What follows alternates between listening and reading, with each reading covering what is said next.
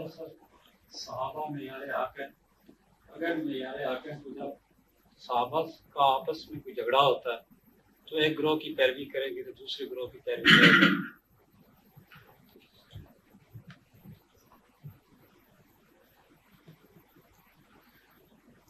مجھے افسوس ہے کہ آپ میری سابقہ تقریروں میں نہیں آئے، ورنہ آپ یہ سوال نہ کرتے. کیا میں درست کہہ رہا ہوں؟ آپ نے میری پہلے کوئی تقریر سنی؟ نہیں سنی نا. اب میں کیا کروں؟ آپ نے میری کل کی کہ تقریر سن لی ہوتی 45 منٹ کی تو آپ یہ سوال نہ کرتے. دیکھیے اب ایک بات میں آپ عرض کرتا ہوں، اصولی طور پہ سمجھ لیں. اگر وہ بات سمجھ میں آئی تو پھر یہ معیار حق کا جھگڑا خود بخود ختم ہو جائے گا. آخری آیت جو جناب آقا نامدار محمد رسول اللہ صلی اللہ علیہ وسلم ہماری جانیں آپ کے نام پہ قربان ہوں، آخری آیت جو آپ پہ نازل ہوئی ہے ذرا اس پہ دھیان دیں. الیوم اکملت لکم دینکم واتممت علیکم نعمتی ورضیت لکم الاسلام دینا. آج میں نے تمہارے لیے تمہارا دین مکمل کر دیا، تم پہ اپنی نعمت پوری کر دی. وَرَضِيتُ لَكُمُ الْإِسْلَامَ دِينًا، اور تمہارے لیے اسلام کو بطور دین کے پسند کر لیا. اس آخری ٹکڑے پہ ذرا اور دھیان دیں. وَرَضِيتُ لَكُمُ الْإِسْلَامَ دِينًا، اور تمہارے لیے الاسلام کو، دی اسلام، یہ الف لام جو ہے یہ انگریزی میں دی کے ہم میں نے ہوتا ہے. I have approved the Islam for you. یہ دی اسلام کیا ہے؟ الاسلام کیا ہے؟ یہ کون سا اسلام ہے؟ کس گھڑی کا اور کس لمحے کا اسلام ہے؟ میں لمبی بات نہیں کرتا، مختصر کہتا ہوں کہ دوستو یہ اس لمحے کا اسلام ہے، اس گھڑی کا اسلام ہے جب یہ آیت نازل ہو رہی تھی، جب آقا نامدار محمد رسول اللہ صلی اللہ علیہ وسلم کے قدموں میں 5 لاکھ صحابہ موجود تھے. کسی کو کسی سے کوئی اختلاف نہیں تھا، کوئی خلافت اور امامت میں جھگڑا نہیں تھا، صحابہ کا آپس میں اختلاف نہیں تھا، کوئی شیعہ، کوئی سنی، کوئی دیوبندی، بریلوی، اہل حدیث، کچھ بھی نہیں تھا. سارے وہ جو علامہ نے کہا نا کہ خوشا وہ وقت کے یسرب مقام تھا اس کا، خوشا وہ دور کے دیدار عام تھا اس کا. بس ایک ہی بات تھی اور وہ آقا نامدار کی غلامی تھی، اسی پہ سارے مست تھے. دو عالم سے بیگانہ کرتی ہے دل کو، عجب چیز ہے لذت آشنائی. ایک لذت آشنائی میں سب صحابہ مگن تھے. وہ پتہ نہیں کس کا شعر ہے کہ وہ یاد ہے اس کی کہ بھلا دے دو جہاں کو حالت کو کرے غیر، وہ یارانہ ہے اس کا. اس یارانے میں ہر ایک کی حالت غیر تھی. اس گھڑی کا اسلام جبکہ سب حضرت کی غلامی میں، حضور کی خدمت میں، حضور کی وفا میں سرمست تھے، اس گھڑی کا اسلام اللہ نے پسند فرمایا. اب اگر میں یہ کہہ دوں کہ یار وہیں لوٹ چلو اور وہی اسلام قبول کر لیں، اور حضور کے قدموں میں جا کے حضور کی قدم مبارک کو پکڑ کے وہیں بیٹھ جائیں کہ یا رسول اللہ ہم تو یہاں آ گئے. ہمیں تو یہ آپ کا اسلام چاہیے. اور ہر پوچھنے والے سے آپ یہ کہہ دیں کہ یار میرے لیے تو حق کا معیار یہ گھڑی ہے، یہ اسلام ہے، یہ حضور کی ذات گرامی ہے. اگر آپ معیار کی بات کرتے ہیں تو وہ تو صرف ایک ہی ذات ہے، آپ ہے نامدار کی. باقی رہبر، راستہ بتانے والے، مقتدیتم اہتدیتم، ہمارا صحابی کا نجوم، تمام صحابہ جو ہیں ستاروں کی طرح ہیں. مقتدیتم اہتدیتم، کسی کی بھی اقتدا کرو گے ہدایت پا جاؤ گے.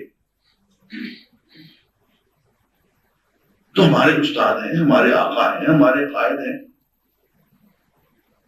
یا اس کے بعد آنے والے امام ابو حنیفہ کی اگر ہم اقتدا کر سکتے ہیں تو صحابہ میں کیا خراب کی یار. جب بعد میں آنے والے ائمہ تو ان کی قدموں کی خاک بھی نہیں ہے. معیار حق تو صرف قرآن و سنت ہے. معیار جو ہے وہ تو کلام اللہ ہے اور سنت نبی ہے. اب جو اس سے زیادہ قریب ہوتا جائے گا اتنا ہی زیادہ روشن ہوتا چلا جائے گا. بنیاد جو ہے وہ تو وہی. ہاں اب آگے چل کے انہی صحابہ نے اجماع امت بھی کیا تو یہ معیار حق بن گئے. لیکن اجماع امت کس بات پہ ہوا؟ اجماع امت کی بنیاد بھی تو یہی ہوگی نا کہ حضور اکرم صلی اللہ علیہ وسلم کی مرضی یہی ہے. بھائی تراویح 3 دن پڑھی اس کے بعد نہیں پڑھی، حضرت عمر نے کہا کہ نہیں پڑھو، سارے 20 رکعت پڑھو، جماعت سے پڑھو، قرآن بھی ختم کرو. اب دیکھنے میں ایک نئی بات لگتی ہے لیکن تمام صحابہ نے متفق ہو کے کہا کہ نہیں، حضور کی یہ مرضی تھی. کسی نے اختلاف نہیں کیا، اجماع امت ہو گیا تو معیار حق ٹھہرے. اس لیے لفظی بحث میں تو نہ پڑے. اصل معیار حق تو جناب کی ذات گرامی ہے. اور کسی نے اگر اجماع امت بھی کیا ہے تو اسی بات پہ کیا ہے کہ حضور کی مرضی یہی تھی. بنیاد وہی ہے. تو میاں وہاں لوٹ چلو. اور اگر کوئی پوچھے تم سے کہ تم کون، دیوبندی ہو یا بریلوی، ایک جواب تو دیا جا سکتا ہے. یا تم سے کوئی مسئلہ پوچھ لے، حاضر ناظر کا، نور و بشر. اب اس کے علاوہ تو آتا ہی نہیں نا لوگوں کو. وہ بڑے والے کے شعر ہے کہ میں نے جب ان سے کہا آپ پہ پیار آتا ہے، میں نے جب ان سے کہا آپ پہ پیار آتا ہے، ہنس کے کہنے لگے اور آپ کو آتا کیا ہے؟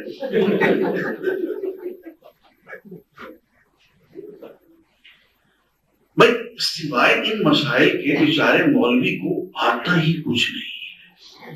ایک بدنصیبی کی بات ہے. یارو ہمیں بتاؤ کہ ہم سود کی لعنت سے کیسے نجات پائیں. جیسے بھی بھائی کہہ رہے تھے، وہ ٹھیک ہی کر رہے تھے کہ یار اگر یہ اتنی اہم بات تھی تو مولویوں کی زبان میں گنگنیاں تھی، کیوں نہیں بتایا گیا ہمیں اب تک؟ وہ ٹھیک ہی تو کہہ رہے ہیں بیچارے.